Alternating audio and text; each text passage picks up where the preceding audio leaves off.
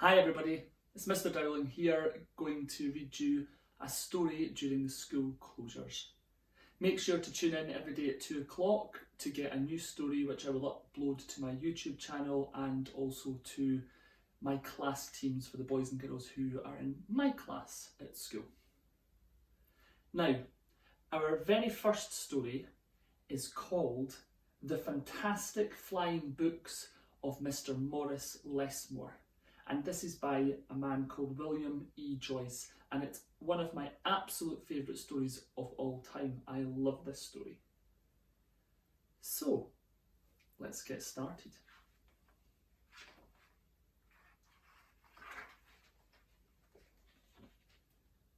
Maurice Lessmore loved words.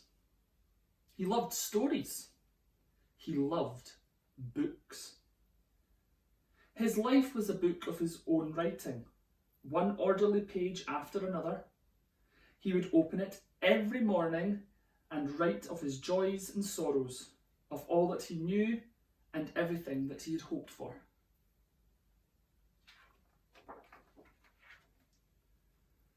But every story has its upsets. One day, the sky darkened. The winds blew and blew.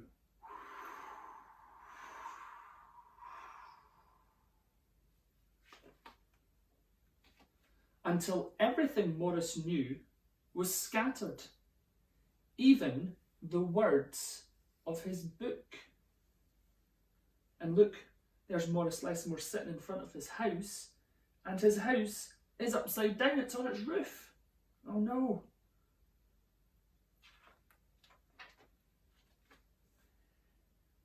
He didn't know what to do or which way to go. So he began to wander and wander and wander. Then a happy bit of happenstance came his way. Rather than looking down, as had become his habit, Maurice Lessmore looked up. Drifting through the sky above him, Maurice saw a lovely lady. She was being pulled along by a festive squadron of flying books. And there is the lovely lady with her flying books. And although you can't see it here, but the book that she's holding just now has Humpty Dumpty on it.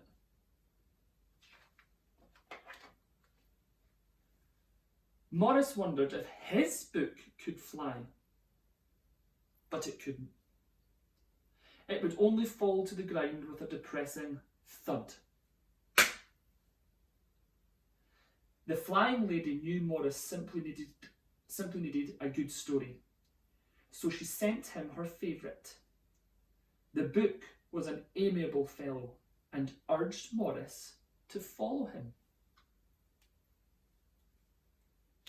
And there's Maurice, and Humpty Dumpty is showing him which way to go. The book led him to an extraordinary building where many books apparently nested. I wonder what building that could be. Which building would you find lots of books in? Have a think about them. Maurice slowly walked inside and discovered the most mysterious and inviting room that he had ever seen. It was filled with the fluttering of countless pages, and Maurice could hear the faint chatter of 1,000 different stories, as if each book was whispering an invitation to an adventure. And there's Maurice entering this big building filled with books. Have you guessed what the building might be yet? Then his new friend flew up to him and landed on his arm. It held itself open, as if hoping to be read. The room rustled to life. And so Maurice's life among the books began.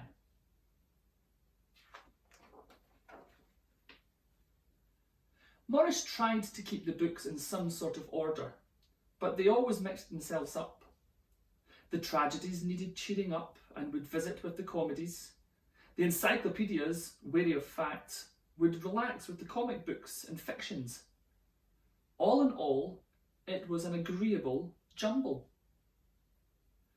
Morris found great satisfaction in caring for the books, gently fixing those with fragile bindings and unfolding the dog-eared pages of others.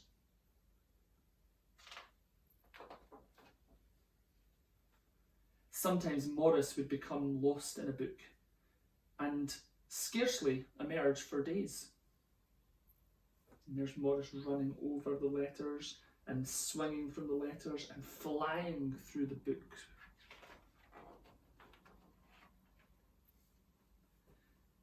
Still flying and sliding and falling and climbing. Morris liked to share the books with others. Sometimes it was his favourite that everyone loved, and other times he found sometimes he found a lonely little volume whose tale was seldom told. Everyone's story matters, said Morris, and all the books agreed. And there's Morris giving out the books. At night, after all the stories that needed telling had been told, and everyone had settled down in their proper places on the shelves, the great big dictionary would get in the last word.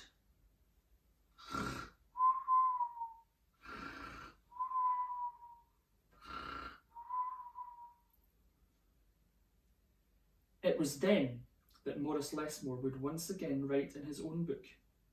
He wrote of his joys and sorrows, of all that he knew and everything that he'd hoped for.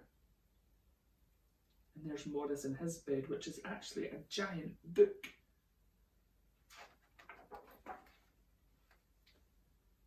The days passed. So did the months.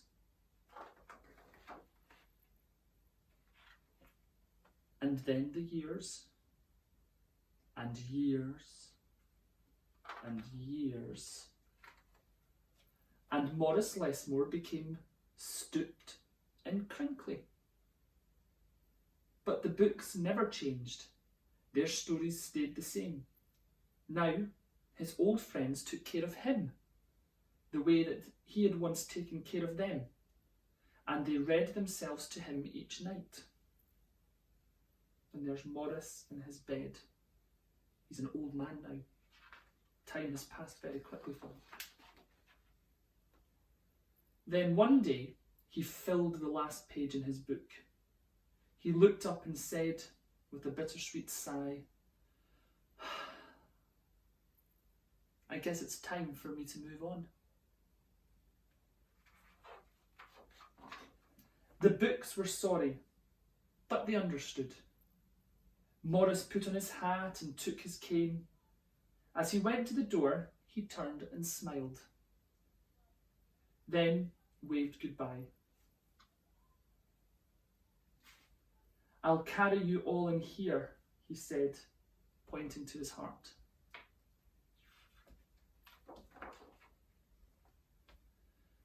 The books waved their pages, and Morris Lessmore flew away.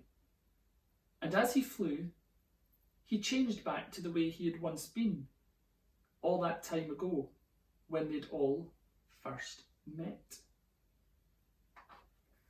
So Morris has turned back into a young man again. The books were quiet for a while. Then they noticed that Morris Lessmore had left something behind. It's his book, said the oldest friend.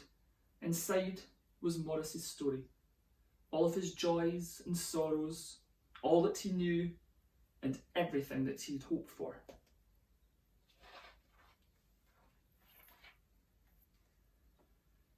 Then the books heard a small, expectant sound. There in the doorway was a little girl. She looked around with wonder.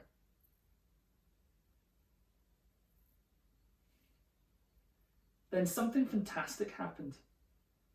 Maurice Lessmore's book flew up to her and opened its pages.